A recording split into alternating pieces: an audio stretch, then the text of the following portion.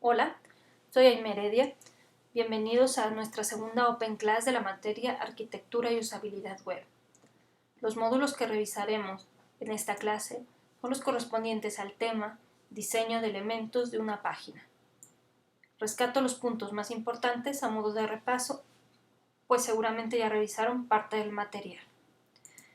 Empezamos con la pregunta del tema: ¿de qué manera se especifican los componentes de diseño gráfico más adecuados para un sitio web?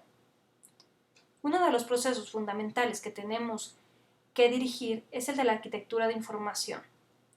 Aquí vemos el gráfico de James Garrett sobre los elementos de la experiencia de usuario y el gráfico de fases. Básicamente estos dos son lo mismo.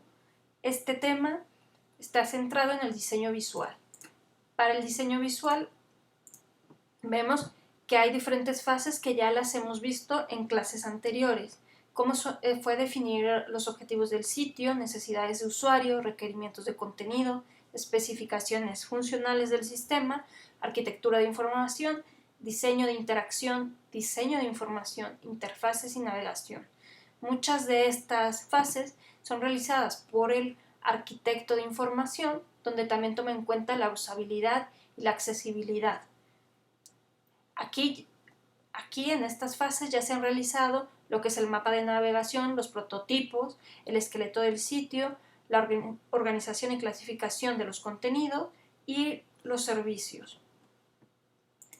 Uno de los puntos básicos es la usabilidad web, que como vimos la clase pasada tiene que cumplir con unos requisitos que es fácil aprendizaje, fácil de usar, fácil de recordar, minimización de errores y satisfacción. Si cumplimos todos estos requisitos, seguramente visualmente la parte gráfica también estaremos cumpliendo los requisitos de usabilidad. También vimos lo que es la arquitectura de información. Estoy retomando algunos puntos muy rápido porque ya los vimos, pero no se puede hablar de diseño visual, diseño final, sin antes tomar en cuenta todas estas consideraciones. ¿Vale? Aquí vemos tres círculos: el del contexto, el contenido y los usuarios. El contexto es todo lo que se pueda saber del cliente. La investigación: qué tipo de organización es la empresa a la que nos estamos dirigiendo, quién va a tomar las decisiones, quién va a estar en el equipo de trabajo, cuáles son los perfiles, si va a ser una intranet, si son proveedores, qué tipo de lenguaje se va a manejar. En cuanto al contenido, el contenido de la materia prima. Con esto trabajamos nosotros, que necesitamos saber si ya está definido o se tienen que escribir esos contenidos, qué tipo de contenido es, cómo se va a organizar, qué terminología va a utilizar. Y los usuarios, que son para quienes se van a organizar los contenidos, para quién se va a trabajar. Pues este debe estar organizado en función de las expectativas de lo que el usuario quiere encontrar en el sitio. Tenemos que saber si son empleados, si son proveedores, si van a realizar tareas, qué problemas tienen al realizarlas, si ahora mismo realizan tareas y cómo nos pueden ayudar también a hacer más fácil lo que es la parte de procesos en la web o de tareas en dado caso que lo tengan que hacer. Para obtener toda esta información podemos utilizar entrevistas, cuestionarios, charlas, contacto con los usuarios, que eso es básicamente lo principal, y se tiene que evaluar qué es lo que conviene más según el proyecto. El diseño centrado en el usuario, vemos que este se parece al gráfico de James Garrett, donde se habla, lo único que aquí está el usuario, o la experiencia de usuario. UX hace referencia a las siglas en inglés de User Experience. Esto significa cómo se va a sentir el usuario emocionalmente cuando llegue a nuestra página web. Por lo que una vez tenemos hecha la arquitectura de información, debemos establecer un buen diseño visual. Y como pueden ver, todas las partes están dirigidas. Tenemos el prototipo, la parte lógica, la parte de diseño, la parte visual, y unas se relacionan con otras. En el proceso de diseño, esto es un modo muy resumido, pero es como se plantea. Ya hicimos los bocetos, se hicieron de forma rápida, donde aquí también esta parte me permitió hacer modificaciones, permite redefinir también lo que son los objetivos o saber si está funcionando. La parte del prototipo, donde todavía no incluye el diseño visual, ni diseño gráfico, ni nada, pero sí ya incluye el diseño de interactivo. Y también ahora estamos en la parte de los gráficos, donde ya sabemos cuál va a ser la gama cromática, cómo vamos a establecer las acciones, los usuarios, cómo van a visualizar la información, y ya mantiene pues un aspecto mucho más acercado a lo que va a ser realmente el producto, ¿no? Esta es una aplicación. Entonces, en el caso de una web, tenemos aquí la diagramación de lo que es la página de Amazon. Esta página de Amazon visualmente primero tuvo que pasar por esta fase, donde se establecen los contenidos. Aquí ya se sabe, sin ver los gráficos, se sabe perfectamente cómo interactúa cada uno de estos gráficos, de dónde se alimenta, dónde está la base de datos. Esta parte suele destinarla a Amazon para hacer recomendaciones según el usuario ha hecho visitas anteriores. Por lo tanto, aquí ya se estableció una parte de funcionalidad, de cómo se va a comunicar esas áreas con a lo mejor una base de datos. Aquí también son las últimas búsquedas que ha realizado el usuario o recomendaciones. Esta parte también, esto es un video, por lo tanto ya se ha establecido básicamente la página mucho antes de la parte gráfica. Cuando hablamos de diseño, también tenemos que ver que en el caso de la tipografía, textos e imágenes, cada día es más común referirse a un diseño adaptable. Hoy en día, al desarrollar proyectos web, es muy probable que el diseño tenga que adaptarse a distintos tipos de dispositivos, por lo que hay que determinar los elementos o componentes que va a tener nuestra web, como título en diferentes tamaños, menú desplegable, contenidos gráficos y textos que sean escalables. Porque nuestra página puede funcionar a 1920 por 1980. Vamos a ver el ejemplo de la página de Stanford. Y puede funcionar a 1024 por 768 o a una resolución de 640 por 480. ¿Sí? Vamos a verlo en real. Esta página es escalable, es el sitio web de la Stanford University y tiene un diseño adaptable, como decía. ¿Sí? Aquí vemos en funcionamiento. Aquí tenemos el menú, un menú desplegable. Tenemos la parte de ellos han decidido que estos tomen mucha importancia.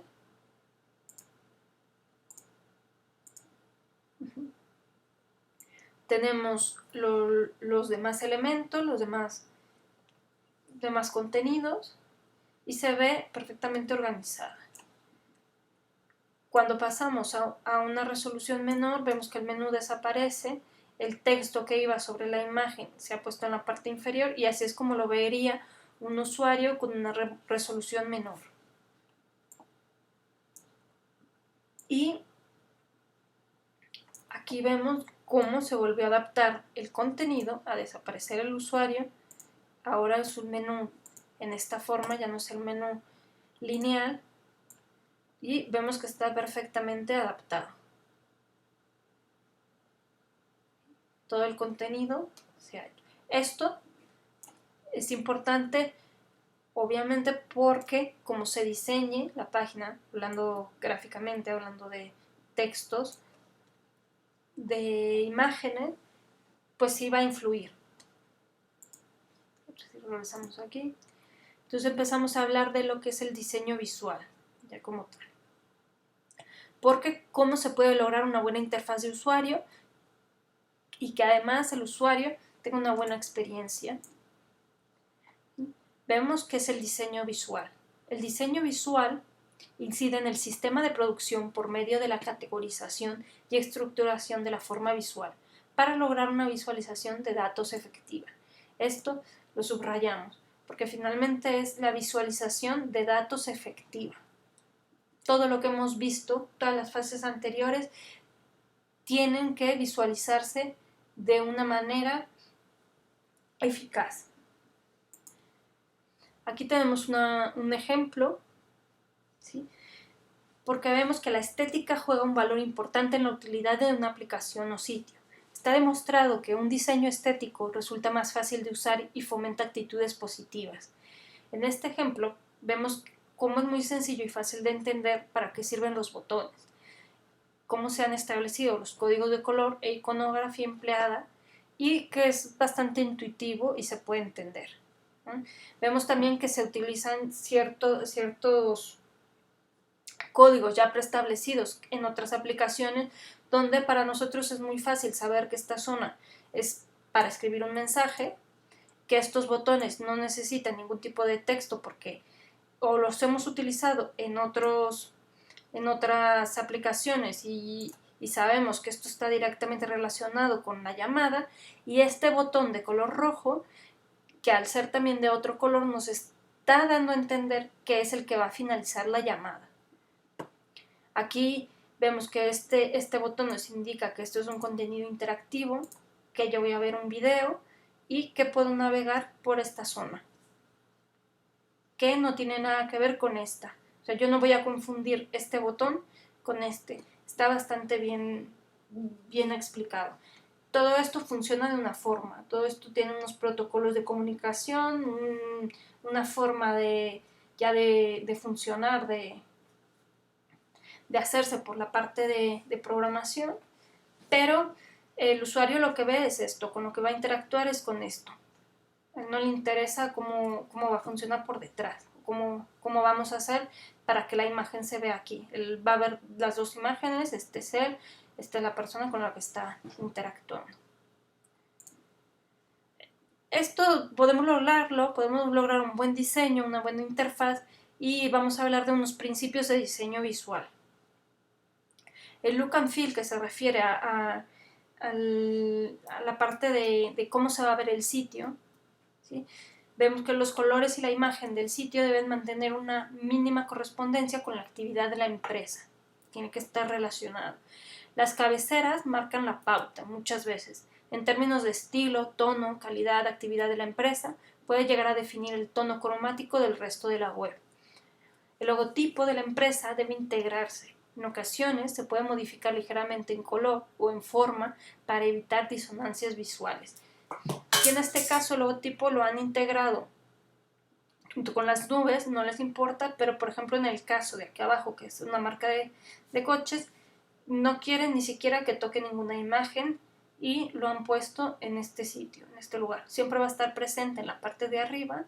Aquí han dejado esta cabecera. De las dos cabeceras se intuye a qué se dedica la empresa. Aquí podemos ver. Y la gama cromática también podríamos imaginarnos como solo con ver la cabecera, cómo es la página completa y el diseño que se va a utilizar. En lo que se refiere a jerarquía visual, es el peso gráfico de los elementos que debe establecer una jerarquía según la estructura web. El peso, por ejemplo, de la cabecera, el tamaño del logo, por ejemplo, una imagen de un producto, qué tanta importancia le vamos a dar. El uso tipográfico adecuado también es importante. Es el tamaño, el tipo, el ancho de la línea, las alineaciones. Los textos van a ser clave para la legibilidad y la organización de la información. Podemos utilizar negritas, cursivas, titulares, todo esto con la finalidad de facilitar la lectura. Y el contraste entre fuente y fondo también es importante, porque va a buscar un efecto positivo de letra oscura sobre un fondo claro, o viceversa. ¿Sí? Tenemos que evitar el sonido ambiental, salvo que la actividad lo requiera. o si no, las webs con música ya no se utilizan, ¿no? No aportan al usuario nada. El uso del flash también no es accesible, por lo tanto se tiene que pensar si se va a utilizar. Aquí tenemos un ejemplo de tipografía.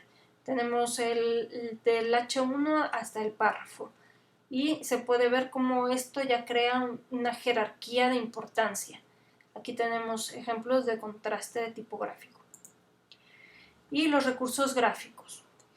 El abuso de los recursos gráficos pues seguramente van a chocar al usuario, ¿no? En un principio, si vemos una página mal organizada gráficamente, pues no va a ayudar. Pero sí nos pueden aportar, si se utilizan adecuadamente, pueden aportar equilibrio, belleza, ¿sí? Incluso pueden ser protagonistas de nuestra web. Tenemos que trabajar las proporciones de elementos que son en función de la actividad, el objetivo de la web, el tamaño. Todo esto puede variar, se tiene que determinar junto con el diseñador, ¿no?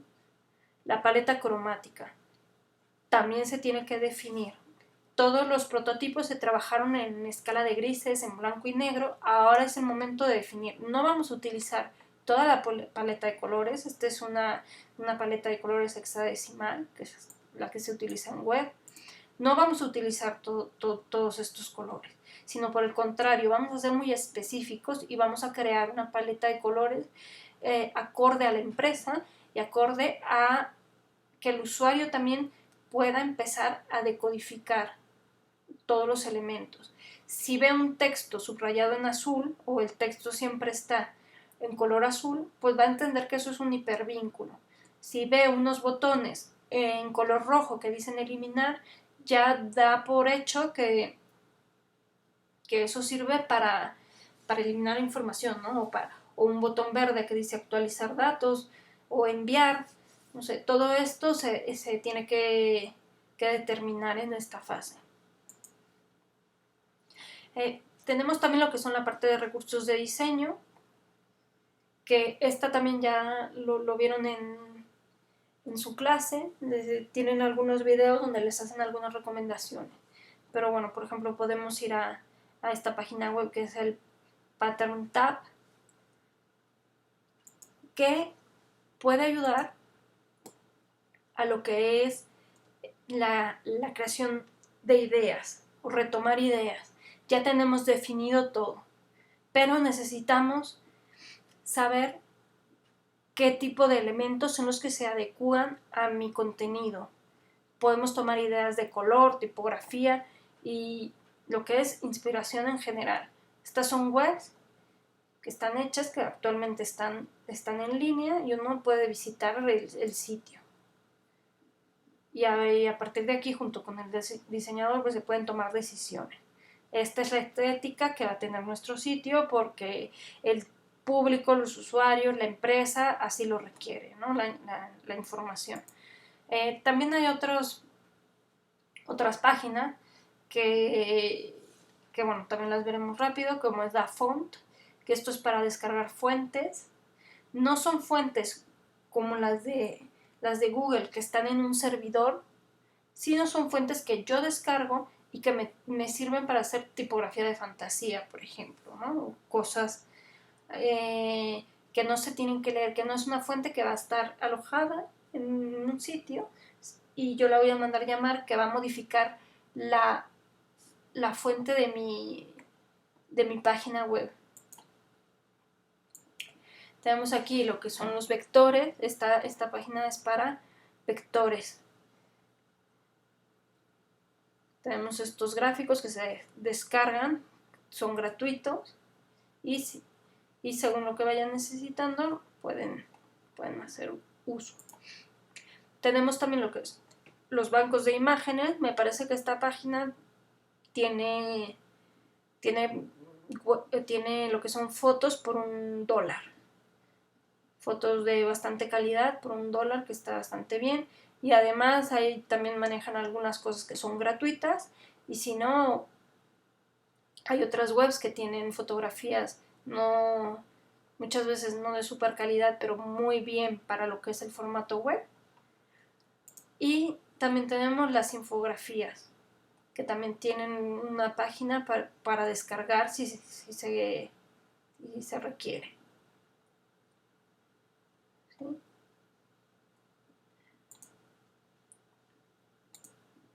Aquí están lo que son las páginas que acabamos de ver.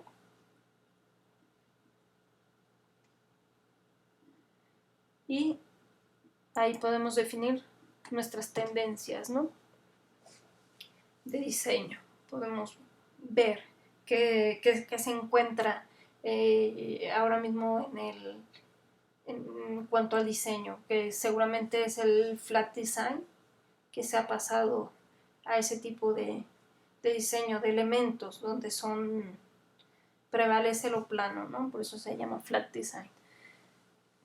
Como cierre, ya vimos este pequeño proceso, que es planificar y definir, diseñar o ejecutar, evaluar. El evaluar va a estar todo el tiempo presente, porque vamos a evaluar bocetos, vamos a evaluar contenidos, vamos a estar evaluando prototipos y vamos a volver al principio, vamos a volver a planificar, vamos a volver a diseñar o ejecutar, a evaluar. No es que la evaluación sea al final, sino que se va haciendo durante varias fases para finalmente conseguir un buen producto o un buen sitio. Y bueno, la siguiente clase hablaremos de herramientas y técnicas de evaluación. Muchas gracias y nos vemos la siguiente clase. Hasta luego.